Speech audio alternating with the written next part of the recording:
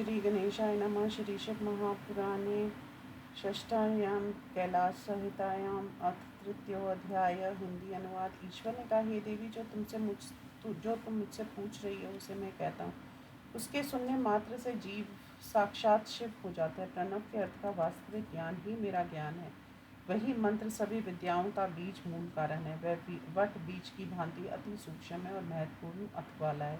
वही वेदों का आदि है, वही वेदों का सार है तथा वही विशेष करके मेरा स्वरूप है। मैं तीनों गुणों से परे रहने वाला सर्वज्ञ सर्वकृत प्रभु हूँ। सर्वत्र गमन करने वाला होने पर भी ओम इस एक अक्षर वाले मंत्र में स्थित शिव हूँ।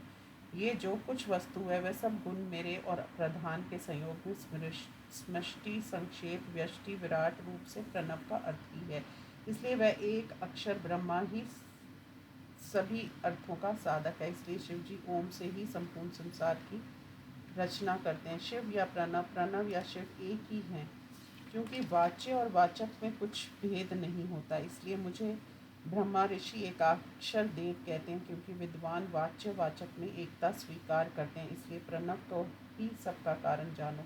मुमुक्ष मोक्ष को चाहने वाले योगी मुझे निर्विकारी निर्गुण परमेश्वर समझते हैं। हे देवेशी, सभी मंत्रों में श्रेष्ठ इस प्रणव को काशी में प्राणियों को मुक्ति देने के लिए सुनाता हूँ। हे अंबिका, अब मैं पहले प्राणवो द्वार का वर्णन करता हूँ, जिसको जानने से परम सिद्धि प्राप्त होती है। पहले आकार के आश्रित निवृत्त कला का उद्धार करें। उकार में निधन कला का, मकार में काल कला का, नाद में दंड और बिंदु में ईश्वर कला का उद्धार करें। इस प्रकार 5 वर्ण रूप प्रणव का उद्धार होता है। ये 3 मात्रा तथा बिंदु नदात्मा जपने वाले को मुक्ति प्रदान करता है। ब्रह्मा से लेकर स्थावर पर्यंत सभी प्राणियों का ये प्राण है। इससे प्रणव कहते हैं। इसका आदि वर्ण आकार है, फिर उकार, अंत में मकार तथा नाद है। इनके संयोग से ओम बनता है। मुनिवर, ये जल की भांति दक्षिण उत्तर में स्थित है, मध्य में मकार है। इस प्रकार ओमकार की स्थिति है। आकार, उकार, मकार ये क्रम से 3 मात्रा हैं, उसके बाद आधी मात्रा और है। हे महेशानी, ये आधी मात्रा बिंदु नाद स्वरूप वाली है। इसका वर्णन नहीं किया जा सकता, इसे ज्ञानी लोग जानते हैं। हे प्रिया, ईशान सर्व विद्या नाम इस प्रकार वेद ने कहा है। ये वेद मुझसे उत्पन्न होते हैं, ये वेदों ने सत्य कहा है। इसलिए मैं ही वेदों का आदि और प्रणव मेरा वाचक है। मेरा वाचक होने के कारण ये प्रणव भी वेदों का आदि कहा गया है। आकार इसका महान बीज है, इसी के रजोगुण से ब्रह्मा जी की उत्पत्ति होती है। उकार इसकी प्रकृति योनि है, सत्व गुण वाले हरि विष्णु पाल्यता हैं। मकार पुरुष बीज हैं, तमोगुण युक्त हर शिव जी इसके संहारक हैं। बिंदु साक्षात महेश्वर देव हैं, जो तिरोभाव के कर्ता कहे गए हैं। नाद सदाशिव कहे गए हैं, जो सब पर दया करते हैं। नाद रूप पर से भी पर शिव का ध्यान मस्तिष्क में करना चाहिए। वे ही सर्वज्ञ सर्वकर्ता सर्वेश निर्मल अवयव अविनाशी अनिर्देश पर ब्रह्मा तथा सत असत से परे हैं। आकार आदि सभी स्वरों तथा व्यंजनों में कर्म से उत्तरोत्तर अधिक व्याप्त है।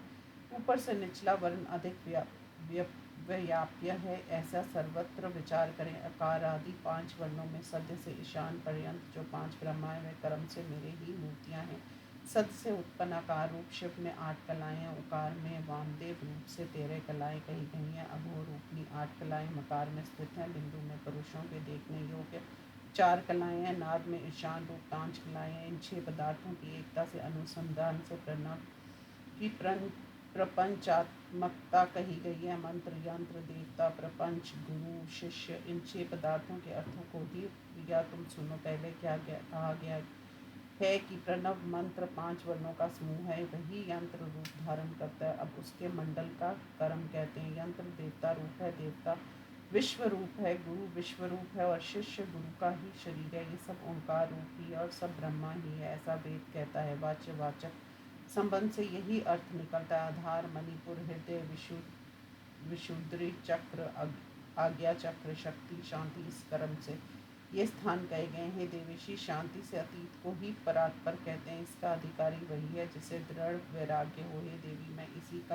मैं ही इसका विषय हूँ। उपासक जी ब्रह्मा की एक भावना करें। इसका विषय को तो कह दिया, अब इनका संबंध सुनो। जीवात्मा और प्रणव कि मेरे पर ब्रह्मा के साथ एकता होती है। वाच्य वाचक जीव ब्रह्मा की एकता का बोधक प्रणव है, यही संबंध है। व्रत आदि में तत्पर, शांत, तपस्वी, जितेंद्रिय, पवित्र, आचार संपन्न, वेद वृद्ध ब्राह्मण, इहलोक तथा परलोक के विषयों से विरक्त, देवता ब्राह्मणों का भक्त, शिव जी का उपासक, सभी शास्त्र के अर्थ के तत्व को जानने वाला, ब्रह्मा ज्ञान में पारंगत, साधु बुद्धिमानों में श्रेष्ठ, आचार्य के पास जाकर कुशल उपासक कहें, उन्हें दंडवत प्रणाम कर प्रसन्न करें, उस शिष्य को शांति आदि गुणों से युक्त तथा सुशील होना चाहिए। जो गुरु है वही शिव है, जो शिव है वही गुरु है। ऐसा मन में निश्चय करके अपने विचार को निवेदित करे। गुरु से आज्ञा पाकर 12 दिन केवल दूध पीकर व्रत करे। समुद्र अथवा नदी तट पर या पर्वत पर या शिव मंदिर में शुक्ल पक्ष में पंचमी अथवा एकादशी के दिन प्रातः स्नान कर शुद्ध चिंत होकर नित्य कृत्य करें। गुरु को बुलाकर नांदी श्राद्ध करके बगल के तथा गृह स्थान के केशों को छोड़कर क्षौर कराकर सिर, दाढ़ी, मूछ तथा नाखून कटवाकर जितेंद्र हो स्नान कर संध्या करके सूत खाकर सायंकाल स्नान करें। सायंकाल गुरु के साथ संध्या करके गुरु रूपी शिव को शास्त्रोक्त दक्षिणा देकर अपने गृह सूत्र के अनुसार होम द्रव्यों को इकट्ठा करके लौकिक आदि भेद से अग्ना ध्यान करें।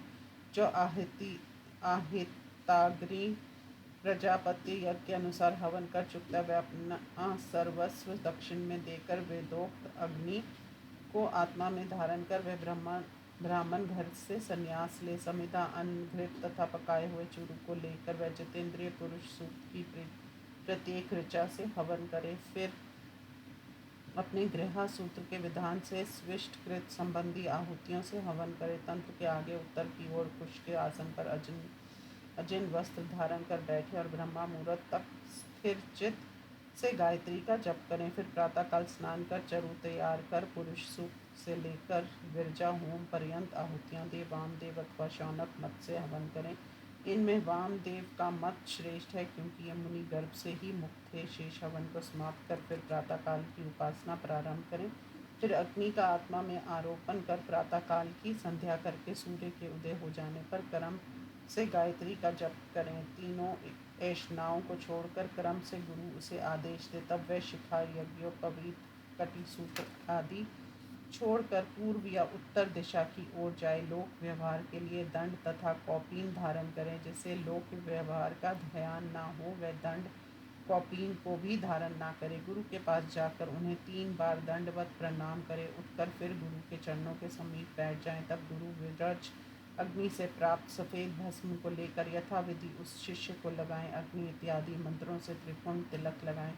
हृदय कमल में मेरे साथ तुम्हारा पार्वती का ध्यान करें। प्रसन्न होकर शिष्य के सिर पर हाथ रखकर ऋषि आदि सहित उसके दाहिनी कान में कहें 3 बार प्रणव। फिर उसका अर्थ सुनाएं। 6 प्रकार के अर्थ के लिए श्रेष्ठ गुरु से प्रयत्न करें। 12 प्रकार से गुरु को दंडवत प्रणाम करके उनके अधीन होकर उनसे भली भांति वेदांत का अभ्यास करें। अपने शुद्ध निर्विकार मन में प्रतिदिन मुझ ब्रह्मा साक्षी अव्यय परमात्मा का ध्यान करें। शम, दम आदि धर्म में तत्पर, वेदांत ज्ञान के पारंगत, कपट रहित यति ही इस ज्ञान का अधिकारी होता है। हृदय कमल में विराजमान निर्मल शोक रहित परम उज्ज्वल अष्टपत्र मकरंद युक्त कर्णिका से शोभायमान आधार शक्ति से लेकर मणि पूरक हृदय को आधार मानकर देहर में आकाश की भावना करें। ओम इस एक अक्षर का उच्चारण कर तुम्हारे साथ मेरा उत्कंठित मन से स्मरण करता हुआ उस दहराकाश में प्रतिदिन मेरा स्मरण करें। हे प्रिया, इस प्रकार के उपासक को मेरा लोक प्राप्त होता है। मुझसे ज्ञान पाकर मेरे सायुज्य का फल मिलता है। इस प्रकार श्री शिव महापुराण में संन्यास पद्धति वर्णन नामक 3रा अध्याय समाप्त। ओम नमः शिवाय।